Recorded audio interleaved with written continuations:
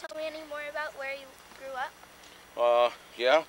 We're standing on top of a little knoll or hill where we all used to slide down, all the neighborhood kids, and a couple of trees in the way there now that weren't there when I was young. Also, maybe the camera can catch the willow tree down here that's currently fallen apart and died. Used to climb that tree as a youngster and look over Newtown Creek, which you can see the creek there. Where we are, this is all changed. This was all farmland when I was a youngster. Did I mention? Yeah, we used to slide downhill right about here. With our sleds, we do what they call a belly whopper. We get back a little ways and run, and then do a belly whopper right on our sled. And one time it froze in the winter time, iced over, and I started here, and my sled took me way down there about, oh gosh, I don't know how far you'd say, but a long ways. So this is the first time I've been back here. That's why I'm out of breath and sort of amazed myself to see, you know, what's happened, what's taken place. So can't go on. Can't go. Any nicknames? Yes, I did. Let's see. They used to call my father, who was a school principal, Monk. So they call me Monk Jr. They also call me Mike. Don't ask me why.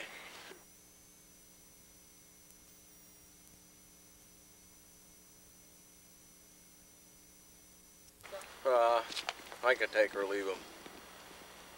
Did you have pets? Mm-hmm. Dogs.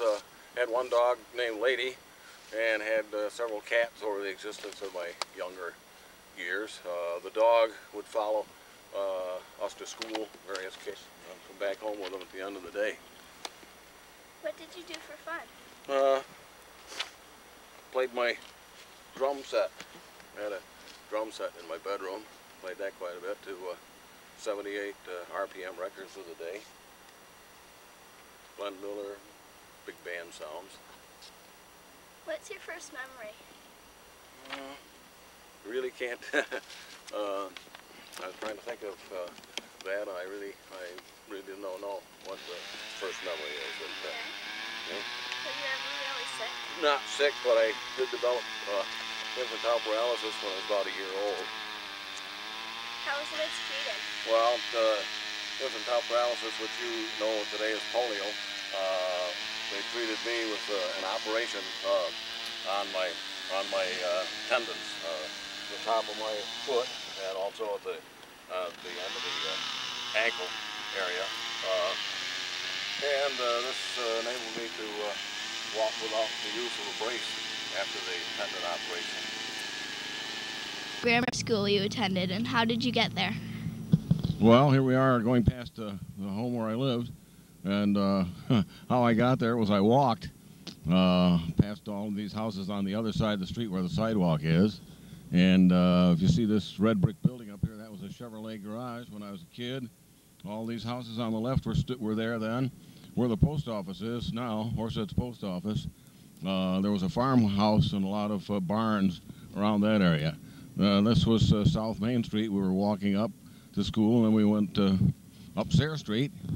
Wasn't any more than half a mile, if that, probably less. All these houses on Sayre Street were here back 50 or so years ago. Yeah, I guess that'd be right, about 50. And see, this little building here was a store, and right here was a store also. This brown building was, let's see, Mrs. Trying to think of her name here, Woodard, Mrs. Ma Woodard, we used to call her. That's where we bought all our penny candy. And then, of course, as you look over toward the new Horseheads High School complex, you see a vacant parking lot, which was where the annex was. That was the grade school I went to. And right before the building that says Horseheads High School, which is a new high school building, was the old Horseheads High building. Both the annex and the Horseheads High building have been torn down. Any other questions? far as the grammar school, Kate, I'll talk about that in just a minute. Here's a brick, though, from the old grammar school. Once they tore it down, I managed to get a brick for my collector's series. Grammar school was a two-story building right here where we're standing. In fact, this part here, I think, was the health office on the second story. That's where Miss Heidley, the school nurse, held sway and took care of all the sick pupils, including yours truly. There was a wide area of playground. I enjoyed pushing the bells. They pick a kid to go put the bells for class dismissal. That was in the old study hall, which was also on the second floor. You'd be nominated to do that, and you'd push the bells, like about 12 or 13 of them. And any other questions? What was the discipline like in your school? It was strict.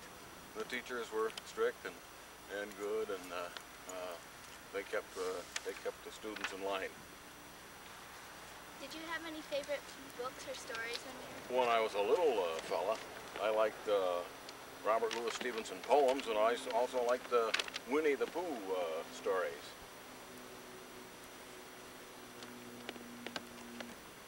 When We Were Very Young is the title of the A.A. Milne book, and it was my first book.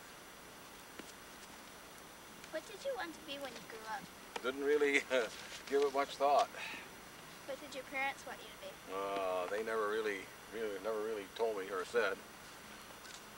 Do you remember how much things cost? Movies were about a dime. I remember my mother buying a pot roast of beef for about $1, and that lasted 3 days. Gasoline was approximately 35 cents a gallon, maybe even less. Stamps were, gosh, I think a penny or two, 1 or 2 cents. Foods were, candy bars were a penny, things like that.